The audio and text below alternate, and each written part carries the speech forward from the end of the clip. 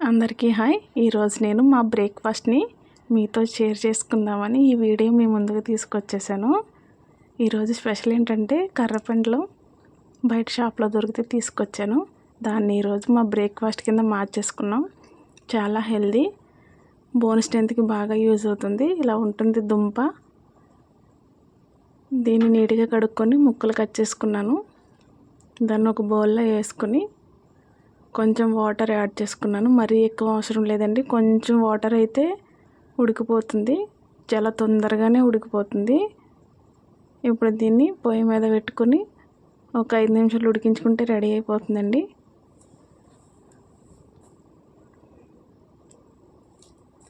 మీకు అవసరమైతే కొంచెం 1 పించ్ సాల్ట్ వేసుకోండి. మాకు అవసరం లేదు, నేను సాల్ట్ వేసుకుంటలేదు.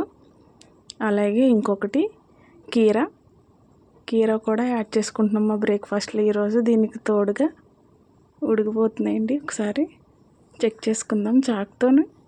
చూడండి, చాకు దిగిపోతుంది కదా, సాఫ్ట్ అయిపోయినాయి, ఆల్మోస్ట్ ఉడికిపోయినట్టే. నేను స్టవ్ ఆఫ్ చేసేసుకుంటున్నాను.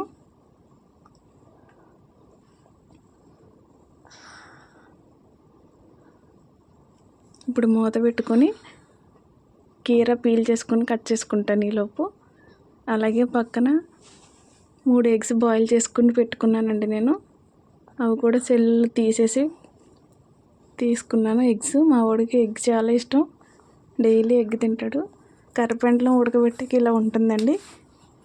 హెల్త్ కోసం అప్పుడప్పుడు ఇలా హెల్తీ ఫుడ్ తీసుకోవాలి.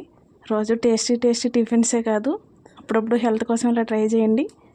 వీడియో నచ్చితే లైక్ చేయండి, షేర్ చేయండి, సబ్స్క్రైబ్ చేసుకొని సపోర్ట్ చేయండి.